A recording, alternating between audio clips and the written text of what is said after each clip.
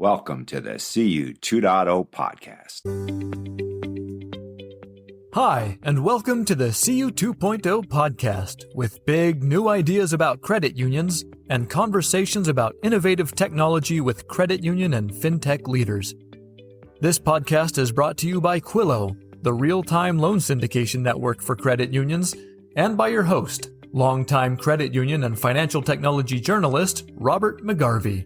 And now, the CU 2.0 podcast with Robert McGarvey. Prepare, AI is the new CU crisis supervillain. That's the title of a recent CU Insight story authored by Boggs, founder of Reputation US. And of course, we had to get him on the podcast. Understand, I'm a strong supporter of AI in general, and AI in particular inside credit unions. This is a life and death matter. Yet, there is a possible downside to AI. And we already know that the main AI tools have played substantial roles in teen suicides, in creating false facts, and in many other ways leading humans astray. While I may disagree with many of Boggs' conclusions, his core advice, proceed with AI cautiously and thoughtfully, is on the money. Only fools rush in. Read Boggs' CU Insight piece. There's a link to that in the show notes. Listen to the podcast. Read a recent CU Insight story by me where I explore CU use of AI with CU 2.0 founder Kirk Drake. There's a link to that story in the show notes. And just keep on learning and experimenting and using AI. It's the future. Learn how to use it intelligently and wisely. Now, what kinds of AI disasters or mini disasters or acts of bond villainy do you anticipate seeing? Yeah, anticipate and already seeing. I would say probably in 3 to 4 buckets here. One is just simply the cybersecurity and data privacy is a big piece of this. So the world of cybersecurity has been going on for quite some time, right? And there's been no shortage of an industry that has been there to stave off these bad actors, as they call them, or malicious actors that are trying to essentially come in and take data and ransom your information and try to make money, right? So similarly, this emerging AI is really mishandling member data, and they're manipulating the information so that they're just simply trying to gather something of value from the credit union that is, that at some point the credit union has to want that back. And so using AI in different forms to penetrate that member data or financials, that's where we're seeing probably the most penetration early on with AI. And then another subset to a little bit of that is deep fakes. And to what degree the word deep fake is essentially just a way to falsify a person's voice or image. And we're seeing more of this just to falsify when they get an email or a voicemail or sometimes even video of a person that pretends to be someone from a credit union saying, hey, give us a call, give us your information, your social security number, your financial information. And that I haven't seen it as much, but it is still happening. And that will essentially cure losses for the members because they think it's someone from the credit union, right? And they're going after the vulnerable folks. The bad actors are going after the folks who might be vulnerable or naive or just simply, I guess, crazy enough to give their information to someone who seemingly is the executive or member services person that they know, trust, and like. So that's one we're seeing as well. Another one in all this is lending discrimination. And that one is about, really fits in not only credit unions, but banks as well, and just other folks who are in the risk business area. But AI models, really they look for these loans or impose unfavorable terms on protected groups. And with that becomes there's scrutiny behind it because they are being biased or there's discriminating against members of a certain class or marginalized group. and that's a big no-no. And that happens to be something that not only from a reputation side, but certainly from a regulatory and even lawsuit wise could be bad for a credit union. Now, And obviously, discrimination in lending was invented by human beings right. who, to some extent, perfected that until some federal laws came along and said, no, you can't do that. It's I don't see why the machine can't be taught that it can't do it in the same way that banks and credit unions have taught their lending staff that no, you can't make decisions based on race, age, blah, blah, blah. It's that shouldn't be that difficult a thing to teach the machine. You would hope not. You would hope not. I think it still applies because this is when human oversight is very important. So like a checks and balances. So if you are a credit union using AI for the first degree of determining if someone is a risky or non-risky lender or client, that's one part. But if you're not necessarily going underneath the hood to find out more information about this person, and you're taking the AI recommendations for what it's worth, then that's on you. That's on the credit union for not doing its due diligence. But part of the missteps that are actually happening here is, humans are coming, dare I say, lazy or don't do their due diligence and using the things that are afforded to them, like, AI tools, and the checks and balances of this are in jeopardy, which essentially, again, on the fault of the credit union or the lending bank. Now, that said, we use machines to make a lot of credit decisions. I mean, I applied for a new credit card a week or so ago, and within a minute, I was approved. Mm-hmm. How did they approve that? They got my FICO score, period. I mean, there's no other way they could have gotten any information about me that was useful in that time frame other than a FICO score. And they said, "Oh, wow, we'll give this guy a credit card, of course." Right. And I think it might be. I think that's that's credit is one part, and then the other aspect is just lending money. Equity line of credit. Lending money for a car loan, that type of thing. For just a credit card, I think that is automated based off what you just said. Numbers don't lie. If they have FICO score that's in the 700s or above, that immediately qualifies you to take out a credit card. But I think it's a little more sophisticated when it comes to. Well, also with the credit card, you might have a $10,000 or $20,000 credit limit, but it's highly unusual to take that card the day you receive it and run out and put the maximum amount on. I'm sure there are crooks who do that, but that's not normal. And if you're missing payments along the way, at some point they pull a plug on it. That's right.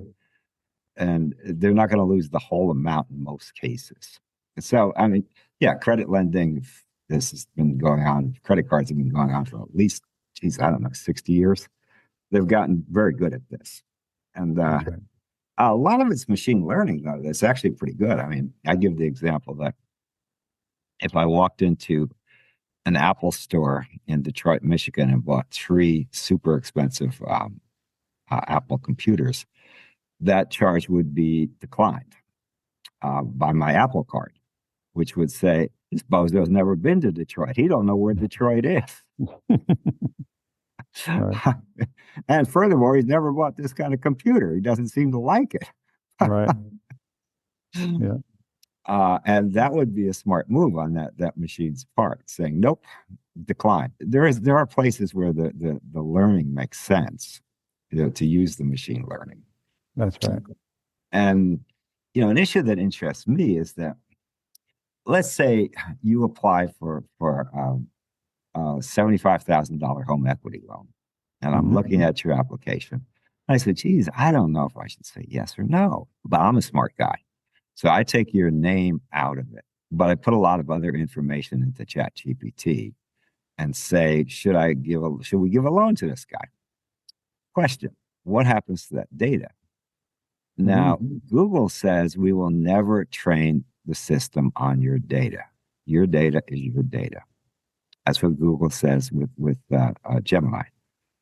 ChatGPT, there's a toggle you can set which says, don't use my data to train. Can you rely on ChatGPT?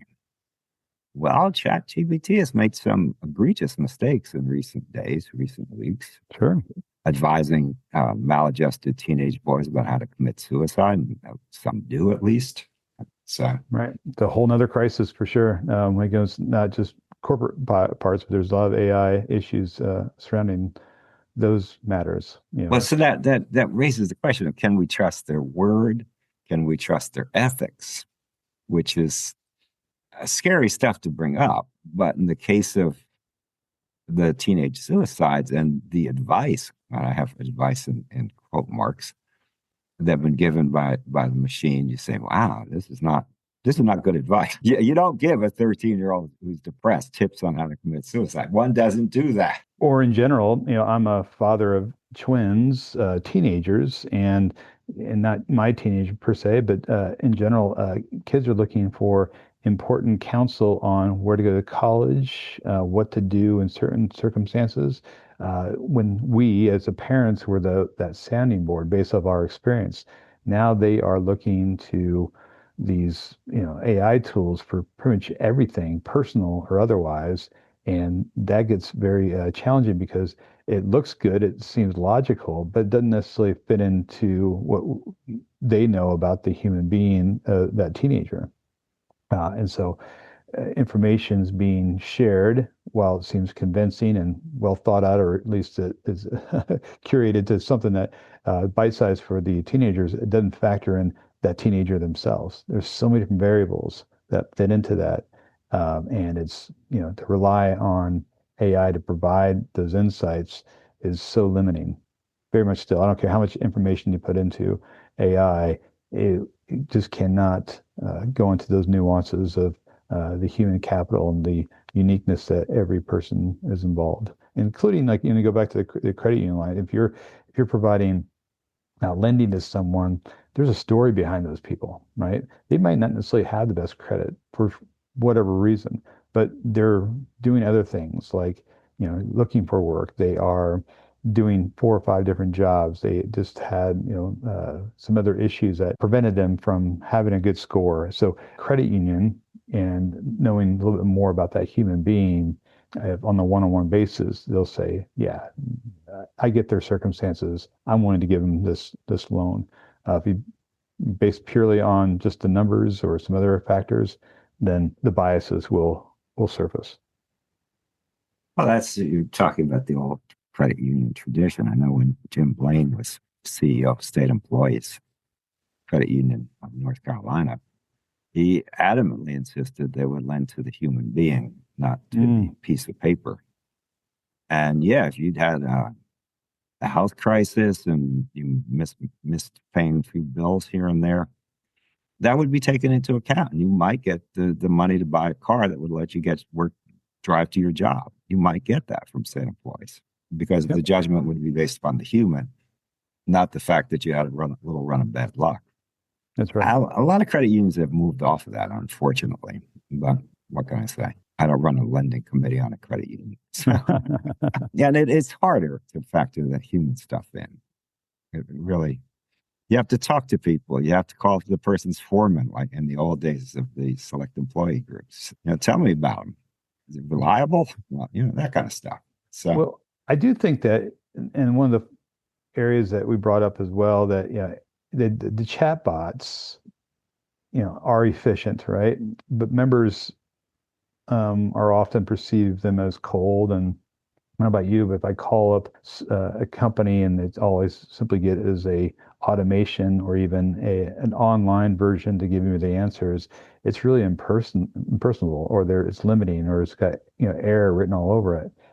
And if you are perceived as a institution that relies solely on AI-driven chatbots, you are impersonal, right? And the member might resent you, or might, I can get this anywhere, where the pendulum is going to hopefully swing from AI to people who are authentic, that's where I think there's going to be more of an appetite. As I'm guessing here is purely on opinion, but I think at some point we're like, all right, this is ridiculous. I want to talk to a human being. I want to go into the branch.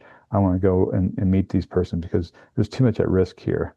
And if they're only going to be a lender or a relationship manager purely based off of numbers and they're going to use an AI just to make money, that's not going to be my financial institution. I need a human being. There's debate within the credit union world as to what are the best tasks to first pursue with AI.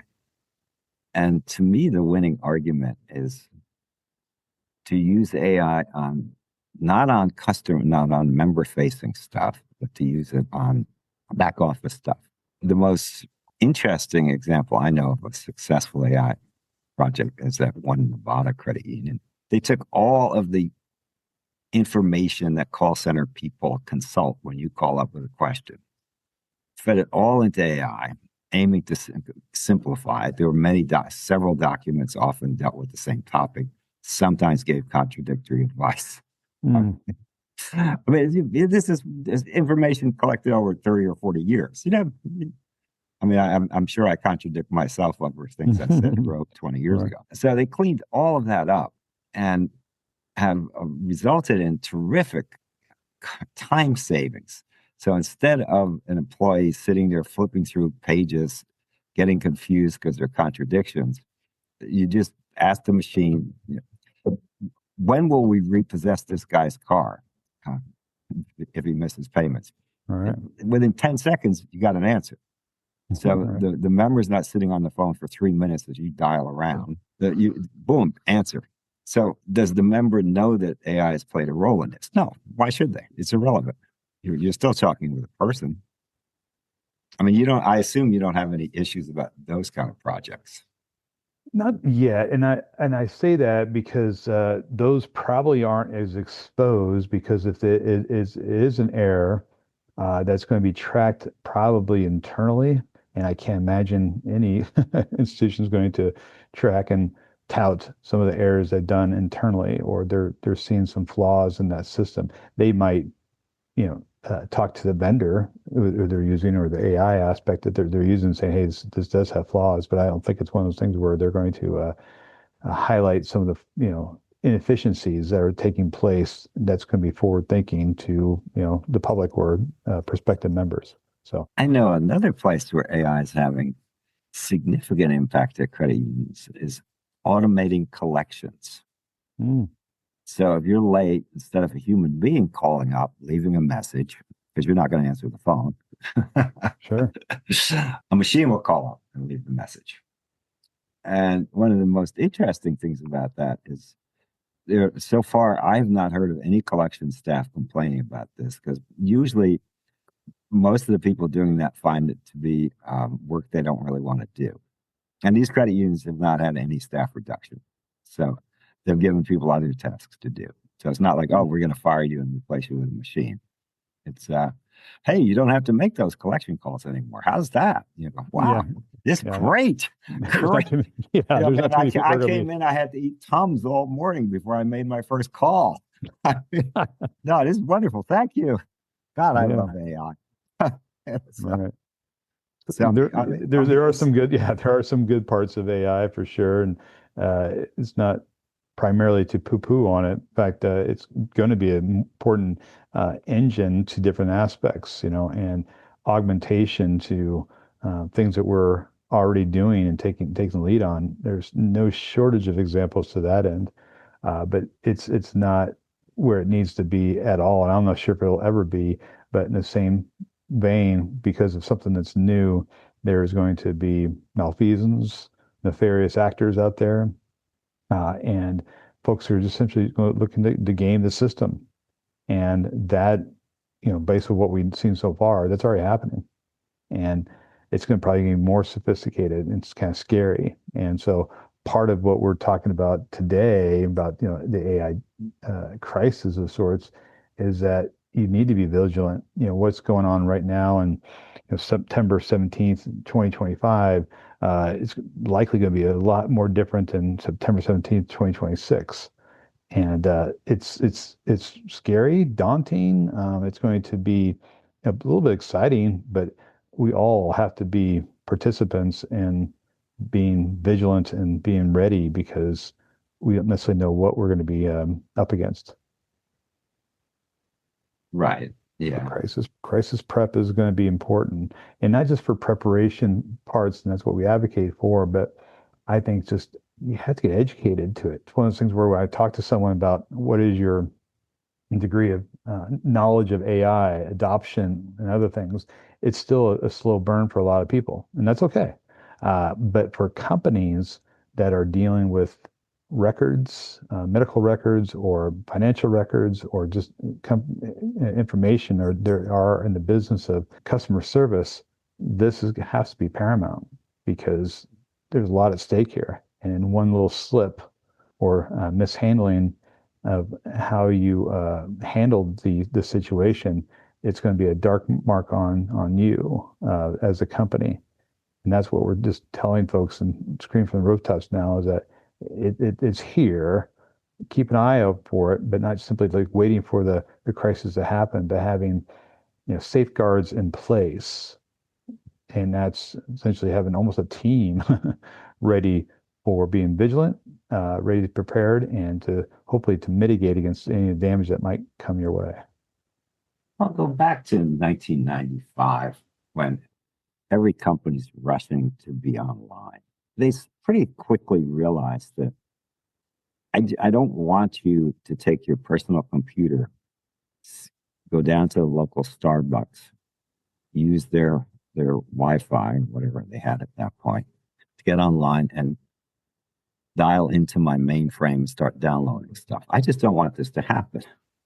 Right. And they implemented ways to make that not happen. For instance, you have to use a VPN. You can't use a personal computer, stuff like that. And a whole bunch of steps designed to keep the connection and thus the data secure. I see companies I think they need help, but I just see companies rushing to figure out how, okay, we're going to use AI. How can we do it more securely? Right. And I think you're right that answers to that question aren't that clear right now. We're so busy getting the system up and working. Security, we'll worry about that later, man. I mean, who worries about that in Silicon Valley at the beginning? We worry about it later. Yeah. It's selling preventative medicines a tough sell in general. We just need to get up and ready. And if something goes sideways, then we'll go sideways. We'll deal with the ramifications. However, those are costly maneuvers because there's a lot at risk here. That's the challenge on so many different aspects. A couple of things, Robert. Like about being prepared or not. That I have a few stats that we have on our website about AI, but according to this Oxford Metrica, companies that handle crises poorly lose 15 to 30% of their market value within days. So, that's a lot. So, the whole idea, we'll just handle it when it comes in. Well, if you're going to lose 15 to 30% of your market value when something happens, are you okay with that? So that's the bell we're ringing here, that preparation doesn't really cost you much, but a crisis costs you a ton. It's really important for organizations, AI or otherwise, to be prepared. And just shocked that most aren't. Yes, they might, in the credit union world, yes, they might have some NCUA disaster recovery plan in place, but that's more lines of a checklist they have to do, but no one really knows where it is or what it's all about. But to actually practice on it and be prepared for it, that's the key element that we find daunting, because we're called in the 11th hour, where we parachute in during a crisis and like, okay, let's just take care of the situation. Hopefully we can mitigate against any damage. But at that point, we're the firefighters putting out the fire, as opposed to we could have really saved a lot of the embarrassment, a lot of the data and materials if we were just prepared. And I'm not just saying it's just because that's a part of our job. It's just real. It's just sad that most organizations aren't prepared for a crisis. For some reason, they buy insurance for things that might happen, but for reputation, which actually, of all things, reputation is an insurable asset. They're willing to roll the dice on that kind of damage, and that's proven a bad move. To my knowledge, NCUA hasn't issued meaningful documents regarding AI usage in credit unions. I might be wrong on that, but I've been talking to so many people recently, so often about NCUA. I don't think I am. Well, you're right. In fact, I was just before our meeting today, I was on a AI conference call with Beasley's, which is a insurance carrier, and they were underscoring that there aren't much regulations right now at all. In the Europe and the EU, they have quite a few already, which is good. There's some oversight. But in America, there's not much. And then if you get a little more granular, like a credit union industry, there's not much at all. I can't speak specifically of every industry, but I think it's still so nascent and probably still up for debate to what degree it can be regulated, that it's still the Wild West, which when things are not regulated or there is no oversight or really strict policies in place, that is definitely prime opportunity for crime and just malicious activity. The unfortunate thing here is that this sets it up for the mega banks to get a bigger lead over smaller institutions like credit unions. Because Chase and Bank of America have so much money. Yeah. Many years ago, I talked with the guy who was charged with building the first mobile banking app for Chase. And he went out and he recruited like the Kansas City Chiefs of high tech. I mean, he had so much money to spend. This was, we got to do it. We're going to do it. And they had a real short time frame they wanted it done. And no credit union can compete with that kind of bank book. It's and these guys, when they see a need and there's urgency, they spend money, because they got it. Right. And, I don't see any credit union having that kind of deep pocket, unfortunately. Yeah, it's the nature of the beast in general. The bigger companies are putting money toward this and preventative measures and to safeguard. And it may be a false sense of security or maybe a right sense of security. But if I'm a customer or a member, and probably one of the most important things in my life is the safety of my money, and I'm looking at it over time, I'm probably going to start gravitating toward security than even the friendly customer service. Like, the Sally knows me really well. That's important, but more important than that is security, false or otherwise. So these larger banks are all in on putting an extra layer of protection, and that gives us as consumers some degree of comfort. And knowing Sally the teller and standing in Sally's teller line is something that your teenagers will never understand. That's and right. Never do. There might be an avatar named Sally that they're dealing with. Yeah. But it's not quite the same as knowing Sally and knowing where she lives and how her kids are doing, and she knows how your kids are doing. Yeah. And that might change when you become, you hit 30 and 40 years old, and you kind of see this in that precious millennial age that they're now in their 40s now, that they were so doted on, and their mindsets were so, I don't know, progressive and how they changed. But these folks become adults, and they want things that we now want as we grew up as well. So I still think human touch is going to be important, authenticity, and that's going to be a critical part. And as I mentioned, the pendulum swing to the one-on-one and personal information. I think that's going to be needed. What is going to probably be lacking is that firewall of protection for money, or the perceived protection that might be the game changer and what people would willing to sacrifice than what they really need for their level of comfort when it comes to their money, if that makes sense. Well, and the personal attention, Yeah. Chase puts a heck of a lot more emphasis on building up its personal banking portfolio than it does getting retail banking customers or Mm. opening an account with $50. But Chase is all in on that personal banker stuff. And you don't have to be a millionaire to be a Chase personal banking customer. That would help, but it's not necessary. Right. So That's right. some lesser amounts will do. But you can't be bouncing your rent check every month and have a personal banker. So Yeah. That at some point they're gonna red flag that and say, hey, we gotta have a conversation. So yeah, I see the personal touch remaining, and that continues to be something credit unions can succeed at.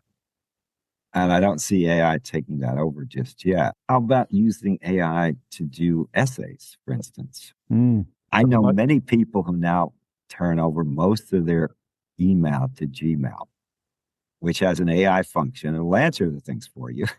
It also will summarize them, so you don't even have to read them, right. and write an answer.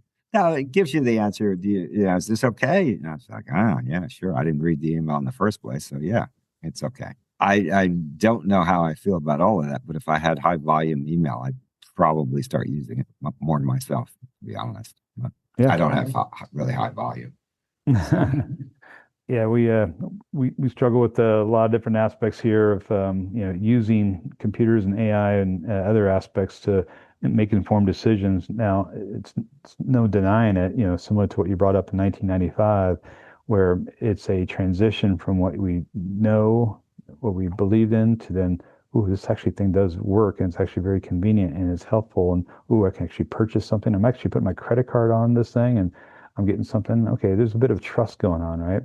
That's where we are right now with AI. It's that trust factor that's uh, somewhat lacking or lurking, and that's okay. It's going to come with the territory, but I guarantee people are going to be a lot more trustworthy in AI very very soon, or to this new tool that everyone has. But there's very much apprehension, or even what else is what's around the corner. So again, I just wanted to caution your listeners here that it's a new tool. Don't trust it yet. um, use it cautiously, but knowing the rules of engagement, that it's not everything. It's not anywhere near perfect, and nothing is. And there are challenges that lurk. But validate and find out, get different sources of information besides just simply chatting to one thing and getting one source and that's it. Do more work and find out what, be truth finders and the information you're seeking. well, one thing I would always tell credit unions, but I don't need to tell them because they do it anyway. If in doubt, ask another credit union. Mm. If a credit union says, and I get this question sometimes, should we use such and such a vendor? I always say, oh, why don't you find a credit union that you know and ask, and they're using that vendor? Ask them, don't ask me, because they will have more valid experience. And I might think the CEO is a great person. That I'm not a customer, so Right. and credit unions are really good at asking other credit unions about stuff. And credit unions are really good about sharing honest feedback about vendors. Yeah, Uh, and you know, that's the word of mouth, right? if Chase calls up Bank of America and says, "Hey, are you using such and such vendor? Or how are they?" And let's say B of A thought they were the worst vendor in the world. Oh, love them, man, love them. Yeah, if I were you, I'd turn over all your functions to. Now that would be mischievous. Yeah, fully endorse them falsely. I like it. I mean, it's I've known bosses who have bad employees that they're dying with just they please leave, and you get a reference call. How? Oh, great! Oh, I'd hate to lose them, but sounds like a good opportunity. So, but if a credit union comes up to you and says, "Okay, Casey, I'm concerned. What can you do for me? What? Tell me short form. What kind of program would you set up?" Specifically for uh, just in general, or A kind of credit union concerned about no, not just in general. Yeah, I think there's a important tool that we offer that is really underutilized, but it's really our reputation uh, SWOT analysis. And what that is to look at what is your reputation of your credit union. So, and that's an unbiased look at the products, the processes, the people of the credit union inside and outside the organization, because the brand of the credit union is what the credit union says about itself. The reputation is what other people say. So as they bring us on, we go look underneath the hood to find out what people are saying or not saying about your credit union or your competition. So the SWOT that I speak about, Robert, is about letting us to see how good is your reputation. And it's being vulnerable, but it's looking to see what you don't see and find out other areas that you can shore up or improve upon, or maybe even accentuate. So the findings behind such a SWOT analysis, and this could be surveys, this could be focus groups, this could be online reputation assessments, this could be interviewing employees, past members, et cetera, with the goal in mind is what are we trying to accomplish here? What is it that we're looking to find? That gives information to the credit union to say, okay, we need to improve our services. We need to improve our, you know, our products, our online or our mobile app, whatever they find. Now there might be some lone wolves out there who are going to cry out. We'll discard that, but we're looking for themes here. So that's a good point of entry for a credit union to find out what is it that they don't know. I call it a reputation MRI. A reputation MRI. Essentially, let's find out where you're healthy or where you're not. Now, how does AI figure into this? Well, AI figures into it as far as some of the research that it goes into. So if I, for instance, I put into ChatGPT, for example, do we know about the reputation of a credit union? It's a good starting point, but it's not the end point. AI can help at least the perception of it, because that's actually an excellent idea. Every credit union should do that. Yeah, right. Ask ChatGPT and look up Google Gemini. look up Robert what's our McGarvey. reputation? Yeah, look up Robert McGarvey. I've done it. It's scurrilous, man. Don't do it. Yeah, don't look me up, please. But that's kind of what if I'm a member, that's one of the first things I'm doing, right? If I'm an employee. A good point. In the old days, people would look up the Better Business Bureau. That's right. And if a credit union has a lot of dings in Better Business Bureau, they got more problems than I can help them with. But yeah, it's looking up new products. You're just sitting at your desk, you type it in. What do you think of Navy Federal, and should I go there versus Pentagon Federal? I'm sure it has an answer to that. So it's a starting point, but if you go a little bit deeper, and that's like, I don't know if you're an employee or a prospective employee, I want to say, hey, is this a good place to work, right? You look at the glass door, right? Or if you are looking at product comparison, you can do your own homework. So part of this is you're secret shopping this as either employee or a member or someone from the public. What is that you know or don't know? So our job is to do all that research for them and provide a unbiased third-party analysis of what we found online, offline surveys, et cetera, to culminate. Here's what we found. Here's the theme that you should be aware of. Don't be distracted by those glorious 5-star ratings or even the net promoter scores. Those are fool's gold, I think. What you need to do is really find out across different sectors, where are you, what's being said or not being said about you, and versus competition. Competition is important as well. How do you compare and contrast versus other organizations?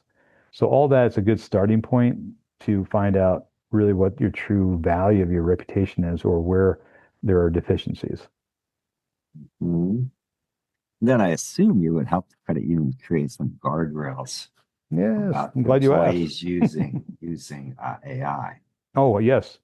Yeah, that's a good point, because for AI specifically, I've seen a little more of an adoption for this. I don't think too many companies are not adopting that, but I think it's important to say, all right, this is a new, important, strong tool that there are guardrails. Even I've seen a lot of companies that are blocking the use of ChatGPT or other AI tools on a regular basis from their computers. People have to go home to use it, and that's okay. But if you do, this is one area one industry, I should say, that's been working on this is the legal industry. They're reliant a little bit too much on gathering facts and information about a case or details from a client using these AI these tools. court filings that have references to bogus, non-existent previous cases. This is horrifying. Yeah. So, So similarly, whatever you're looking at for data and information, if you're a credit union employee, or even, hey, I want to look up, this is a prospective member, what do I know about them? It doesn't tell the whole story, right? And so use caution when using such a thing because it doesn't tell the whole story, or there might be erroneous details about them, or other stuff that you need to go a little bit deeper on. So using caution, having policies and procedures in place, and knowing that if you do use it and you're basing opinions and or your work on it, and we find out about it, there's consequences, and one of them could be to be fired. And you're seeing a lot more of that for employees, that they're using it falsely, or they're putting information about the member into that tool, and it's unfair. So there's a lot of do's and don'ts that are taking place right now as guardrails to protect everyone. But if it's not used properly, then there's consequences, mostly from the employment side. yeah, I would just say as a rule that no credit union employee should put in personally identifiable information about members or co-workers or themselves into AI under any circumstances. I'm sure there's some circumstances it would be fine, but just to simplify matters, I'd say under any circumstances, don't do it. Yep. It's good rule of thumb. That to me is the most important thing a credit union employee can follow. Because if you violate that, you violate something big time, man. So yeah, trust and reputation, and that's where our world comes into play. That this is serious stuff now. One false, step, and that goes a long way. And it was the famous Warren Buffett quote is, "It takes 25 years to build a reputation and 5 minutes to ruin it." If you think about that, you'll do things differently. And the idea here is that reputation is so sensitive, and people are sensitive to it, that we're forgiving nation, but we're not forgetting nation. And what I mean by that is that, if I'm going to make a decision between one financial institution and another, and one of them has even the smallest of black marks, that might tip the scale for me to go somewhere else. Or if there's enough chatter online, or, oh, did you see that happen about XYZ? Look out. One of the credit unions up in the Northern California is Patelco. Now, they had a cyber attack happen to them last year, and they lost heaps of members, and primarily because of how they mishandled the information that they had, or when they knew about the hack. And that really pissed off a lot of members, enough to say, bye-bye, I'm gone, right? So that's another key example of not being prepared, not handling the situation well, and ultimately hurting the bottom line. Now, what was the reaction from readers to your CU Insight piece about AI as supervillain? Yeah, we got a lot of shares, some comments back to us, and most folks were saying this is something to watch. I think it's new, Robert, that this is something that we all kind of know that it's happening, but it's raising an alarm bell that this is something to pay attention to, because we don't know what we don't know.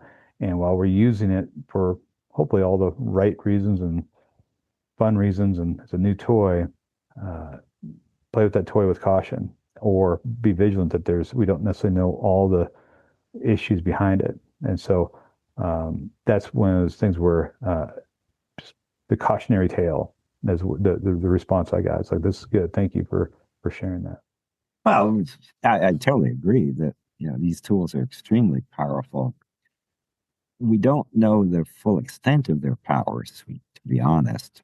Therefore, it's up to us to be cautious about how we use them. Mm-hmm. So, and that's difficult. People, what's cautious to me isn't necessarily cautious to you. But I think we're at a point where it's good to have this kind of discussion. Mm-hmm. And will we agree? Not necessarily. But I totally agree with the concept that, man, you got to be thinking about these issues. You just can't plunge head first into this. It's yeah, and I don't envy a board of directors or executive leadership team of any company, let alone the credit unions, that they have their own heartburns going on right now, from deposits or lack of deposits to moving target in the financial world, all these different disruptors that are happening. Now you throw AI into the mix.